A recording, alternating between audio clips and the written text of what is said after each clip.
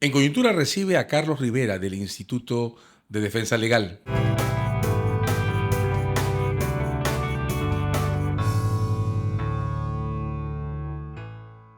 Carlos, ¿cómo estás? ¿Qué tal? César, un gusto nuevamente conversar contigo. Estamos esta vez, y gracias por estar con nosotros, en la semana en que se cumplen fechas importantes de las muertes de diciembre y enero 2022-2023, en concreto de los eventos de Puno. Tú estás en la defensa de varios de los casos, de varias de las zonas que conforman este complejo capítulo de nuestra historia. Un año después de estos sucesos, ¿cuál es tu evaluación? Mira, yo creo que cualquier balance de los sucesos, visto desde una perspectiva más de abogado de derechos humanos o de una organización de derechos humanos o de cualquier litigante, creo que tiene que tener la capacidad de dar cuenta de muchos sucesos que se han producido, ¿no? De la complejidad de los actos que se están investigando, del número de personas que están involucradas, de la cantidad de carpetas que se han abierto, que creo que son 51 o 52, el hecho de que hay una presidenta de la República comprendida en las investigaciones, es decir, es un hecho de los más complejos que se ha visto por el tiempo corto de ocurrencia de los acontecimientos, por la cantidad de personas, por el número de víctimas. Todo da cuenta de una complejidad pocas veces vistas en el sistema de justicia. Ahora, una complejidad que está atravesando momentos institucionales distintos, ¿verdad? Sin duda alguna, sin duda alguna. La investigación contra Boluarte o las investigaciones por los casos de diciembre del 22, enero del 23 e inclusive febrero del 23 comenzaron con una cabeza del Ministerio Público que ya no está, ¿no es cierto? Comenzaron con decisiones institucionales del Ministerio Público de partir las fiscalías de derechos humanos, crear un equipo especial de fiscales para los casos de protestas, que fueron inclusive por nosotros mismos cuestionados en un inicio, y sobre el cual creo que hay que hacer un balance lo más objetivo de qué cosa es lo que se ha hecho, qué cosa es lo que se ha avanzado y qué cosa es lo que está pendiente, ¿no? En realidad me parece que es una materia súper importante. Hoy te diría, yo tengo un balance que tiende más a lo positivo, ¿no es cierto? Que tiende más a lo positivo, ¿no? De las 50 y pico carpetas, te diría que hay varios asuntos que, si bien es cierto, comenzaron con un equipo especial que tenía casi ninguna experiencia en temas de derechos humanos y lo criticamos porque en realidad eso era poner en riesgo la investigación y sobre todo en cuanto al manejo de los tiempos que ya habíamos visto en el pasado y que había sido muy perjudicial para las investigaciones. Pero eso de alguna manera, yo diría hacia el mes de septiembre, octubre, fines del año pasado, comienza a tener un camino de corrección en el equipo especial, ¿no? Y comenzamos a ver disposiciones del Ministerio Público que dan cuenta de varios hechos de verdad muy importantes y significativos para marcar una ruta de un curso de investigación que apunte efectivamente a decir el Ministerio Público está entendiendo que está investigando graves crímenes contra los derechos humanos y no hechos comunes. El hecho de que se haya, primero, abierto carpeta en todos los acontecimientos. Una cosa que contrastado con el pasado, eso no ocurría. Ese es un dato yo creo que muy importante. Al día siguiente de los hechos se abrieron investigaciones en todos los lugares. Y hay 9 departamentos en los que hay hechos muy violentos con homicidios. Comienza con Andahuaylas y termina con Andahuaylas el 9 de febrero. Segundo elemento que yo podría calificar, en la casi totalidad de investigaciones hay personas ya identificadas. En un número muy importante de casos hay oficiales generales de la policía, coroneles de la policía, jefes de regiones policiales o jefes de macrorregión que están comprendidos en las investigaciones, que daría cuenta de que hay una comprensión de los acontecimientos, de que no solamente involucra o comprende a quien disparó, sino a quien dio una orden o permitió que eso ocurra. Se han acumulado algunas carpetas. Siempre pongo el ejemplo de Cusco, cuando la Fiscalía Común de Huanchac abre, por los sucesos del 11 de enero, abre 3 carpetas diferentes.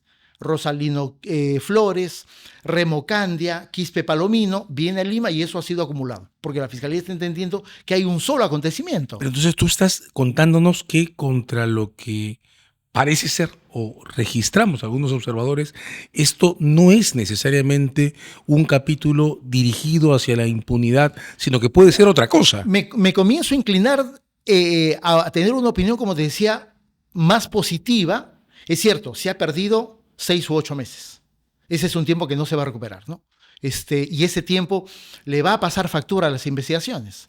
Pero me parece que hay un periodo que es este último trimestre del año pasado, en el que ha habido un camino de corrección y pareciera que las fiscales, porque básicamente son fiscales mujeres que están a cargo de las investigaciones, yo diría lideradas principalmente por Mirela Coronel, que han encontrado un rumbo de investigación. Y aquello que no había ocurrido, lo han ido superando. Yo creo que ha habido dificultades.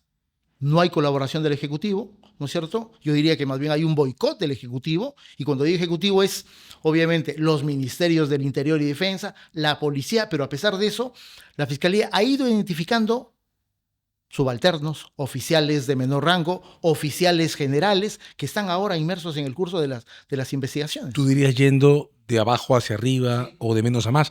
Ahora, marcas septiembre aproximadamente como el momento en que notas este cambio, con lo que esta evolución o nuevo enfoque de las cosas no estaría determinado por las crisis políticas de la Fiscalía o institucionales de finales de año. Yo tengo una evaluación de que la designación de Marina Mendoza, una fiscal de mucha trayectoria en la libertad, pero en el mundo civil, tiene como objetivo básicamente un poco de tener un elemento de control sobre las investigaciones de derechos humanos del pasado y estas que se fueron originando, ¿no? Y tanto así que Patricia Benavides designa a Marina Mendoza como coordinadora del subsistema de derechos humanos y del equipo especial. Es obvio que su idea era controlar. Creo que hay un elemento que supera a Marina Mendoza, que es el curso de las investigaciones. ¿No es cierto? Marina Mendoza me parece que no logra tener ningún elemento ni experiencia para controlar una investigación en temas de derechos humanos. Del conjunto de casos solamente le vimos una intervención desastrosa, que fue corregida por el equipo especial. Luego de eso no ha habido ninguna intervención de Marina Mendoza. Este énfasis es importante. Tú lo que estás diciendo entonces es que los fiscales y las fiscales predominantemente que están conduciendo los casos son quienes están produciendo o han venido produciendo. Hay una intensa actividad investigativa en todas las carpetas. Nosotros también, es cierto, criticamos de que las carpetas vengan a Lima, ¿no es cierto? Lo recuerdo. Y ahí en realidad se perdió meses, en realidad, ¿no es cierto? Meses, porque la disposición sale el 31 de marzo, se dio 5 días para que las carpetas sean entregadas al equipo especial. Algunas de ellas, como el caso Cusco, llegaron el mes de julio a Lima. Y mientras tanto, en los departamentos no había nada, porque claro, había una suerte de limbo, pero eso se corrige, ¿no es cierto? Y se van tomando decisiones como la que te comento. En el caso de Cusco, habían 3 carpetas que inclusive comprendían algunos manifestantes, con lo cual había una suerte de contaminación de cuál era el norte de la investigación, pero eso se va corrigiendo hacia agosto, septiembre, octubre, se va corrigiendo. Hay varios casos que ya han sido calificados como graves violaciones a los derechos humanos y por lo tanto pareciera que nos da un sentido en cuanto a que la fiscalía o las fiscalías han ido encontrando un rumbo de investigación. Y ese es un poco el estado de los casos hacia finales del año 23. Al otro lado de estas investigaciones, estamos hablando de las que se refieren a las muertes producidas en el contexto de las protestas, pero por la represión de las protestas, había una cartera de casos divergente, digamos, casos que se iniciaron, por ejemplo, contra las personas que fueron intervenidas luego del allanamiento de San Marcos, algunos otros casos en provincias, en Ica, por ejemplo, también, dirigidos contra manifestantes en Ayacucho, en Huamanga. Hubo también entiendo una cartera extensa de casos. ¿Cómo dialogan en las reacciones de las fiscalías estos dos lenguajes? El lenguaje que nos cuentas tú, está construyendo una vía de investigación y el lenguaje que de una u otra forma parte por criminalizar los desplazamientos para protesta, la residencia para protesta, el hecho de protestar. Mira, yo creo que ahí el manejo de la Fiscalía ha sido, yo diría, indistinto, ¿no? Hay algunos casos que se han resuelto en otros departamentos. El caso de Ica me parece que es el más notorio, sobre el cual apareció más información. Y luego hay un paquete de casos que yo creo por presión de la policía y básicamente de la DINCOTE termina en las fiscalías de terrorismo, ¿no es cierto? La intervención a San Marcos, sucesos básicamente ocurridos en Lima, grupos de manifestantes. Se abrieron varias carpetas en las fiscalías de terrorismo. Todas ellas han sido archivadas. Están ciertamente en apelación por decisión de la propia Procuraduría, pero nosotros hemos intervenido en los casos de San Marcos, estamos interviniendo en otros 2 o 3 casos. El resultado ha sido que la propia Fiscalía, meses después, ha tenido que concluir lo que pudo concluir al inicio, que no hay actos de terrorismo, ¿no es cierto? Y yo supongo que esas disposiciones fiscales van a ser confirmadas finalmente, ¿no? Hay un tercer paquete de asuntos legales vinculados al periodo diciembre, enero, febrero, agregas también, del 22-23, que se refiere a algunos actos vandálicos que encuentro sólidamente documentados. La destrucción de luces me parece, autos de bomberos en Arequipa, el saqueo en algunas fiscalías o oficinas públicas, la muerte de un efectivo de la policía, luego incinerado en el cadáver, y un incidente que encuentro borroso en los registros, protagonizado por una patrulla que intentó cruzar un río y que fue arrasada o arrastrada por las aguas con intervención también de la comunidad tratando de rescatarlos. Esta parte de esta historia, ¿cómo la ves? ¿Cuál es tu evaluación sobre las investigaciones de hechos en los que más bien o la policía o edificios públicos han sido afectados? Mira, ahí el manejo, de nuevo, ha sido, creo, indiferente e indistinto. Sé que en el caso de Lima y otros departamentos hay investigaciones a cargo de fiscalías comunes. Es decir, algunos hechos son identificados o pretenden ser identificados como actos de terrorismo, sobre los cuales acabamos de conversar, y otros hechos son identificados o pretenden ser calificados como actos de disturbios. En esos hechos, yo diría que capaz el caso de mayor avance es el de José Luis Sonjo, ¿no es cierto? En el que la policía rápidamente identifica, la fiscalía abre investigación, formaliza, hay un requerimiento de prisión preventiva que entiendo que se ha hecho efectivo sobre un policía también, ¿no es cierto? Retirado, ¿no? Retirado, ¿no es cierto? Que daría cuenta que ese hecho, por más proximidad temporal que tiene con la masacre de Juliaca, en realidad no tiene una relación con los actos de protesta, sino probablemente con otras circunstancias. Pero luego también tenemos conocimiento de investigaciones que están abiertas acá en Lima, en las fiscalías penales comunes, sobre los cuales en realidad no tenemos una información clara de cuál ha sido el destino o qué tipo de disposición se ha emitido, ¿no? Pero por lo menos no hay un caso de esos graves que tú mencionas en los cuales el Ministerio Público haya concluido una investigación. Pareciera que la decisión fue abrir investigaciones, colocar ahí dentro de las carpetas un grupo considerable de manifestantes o de probables manifestantes y dejar que esas carpetas avancen de acuerdo un poco a la disposición de tiempo, ganas que tenga la Fiscalía, pero no hay un caso en el que podamos decir, oye, hay un caso que está avanzando y por lo tanto la Fiscalía está mostrando resultados concretos, ¿no? Una cosa que me sorprende, pero querría saber si es una impresión correctamente fundada, es que a pesar de todo el despliegue policial, no haya, o por lo menos no haya un caso visible que involucre tenencia de armas de fuego, de explosivos, algún evento que justifique esas posiciones que relacionan las protestas de diciembre y enero con violencia expresa, organizada. ¿Es así? ¿No existen casos de ese tipo? No conozco un caso, ¿no? No conozco un caso. A los pocos casos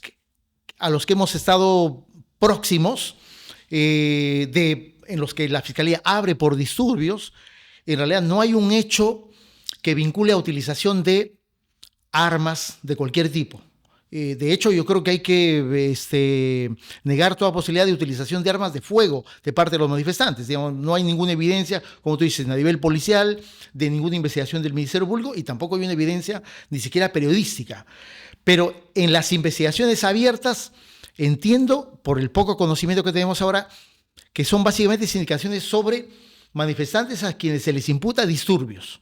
En términos generales, sobre hechos más o menos globales. El caso de Lima se imputa a los investigados varios acontecimientos y por lo tanto yo creo que debemos concluir, no ha habido una información, porque creo que eso no ha ocurrido, de utilización de armas de fuego contra los elementos de las fuerzas de seguridad o policías nacionales específicamente, ¿no? Hay un plano en el que este tipo de sucesos se relacionan y movilizan representaciones colectivas, discursos, argumentos, caracterizaciones. ¿Cómo ves que en el marco temporal de las discusiones alrededor de estas muertes, la Corte Suprema haya adoptado una manera en particular de definir el derecho a la protesta que lo circunscribe a aquellos actos de expresión que no producen consecuencias prácticas sobre nadie distinto al manifestante? ¿Encuentras en esto un cruce, Mira, más que cruce, yo diría una distancia muy grande, ¿no? De poder capaz tener la idea de circunscribir el acto de protesta a un asunto capaz económico, de carácter laboral, gremial, ¿no es cierto?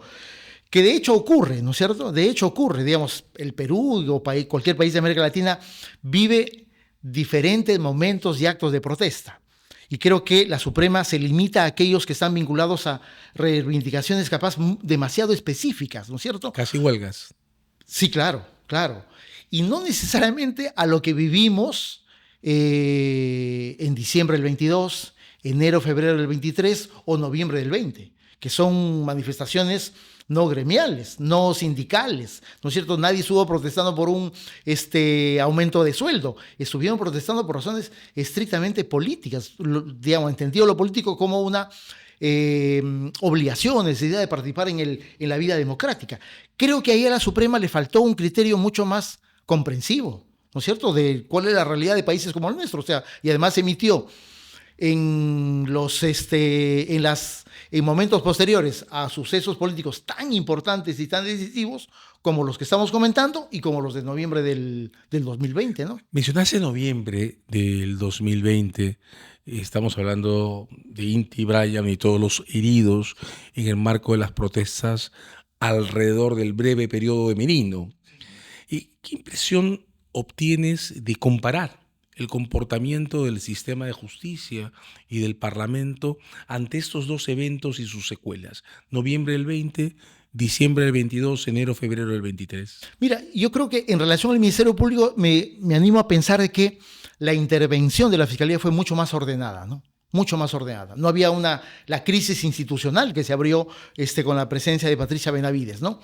Y creo que la intervención de las fiscalías superprovinciales, especialmente la que dirige Yousi Aburto, me parece que tuvo un clima mucho más calmo al interior de la fiscalía que le permitió, sobre la base de la actuación del fiscal Johnny Soto, ¿no es cierto?, que es ahora fiscal de terrorismo, que fue el que abre la investigación al día siguiente, ¿no es cierto?, y que impulsa actos de investigación fundamentales. Probablemente el más importante que se ha hecho en los últimos tiempos es que el Ministerio Público decide entregar las pericias balísticas a su equipo de investigación y no a la policía.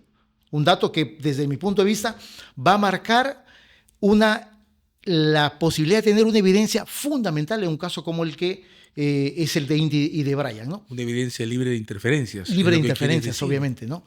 Y luego eso ha sido manejado también, no sin tensiones, pero de una forma mucho más ordenada, con la experiencia que tiene Yousi Aburto como fiscal de derechos humanos.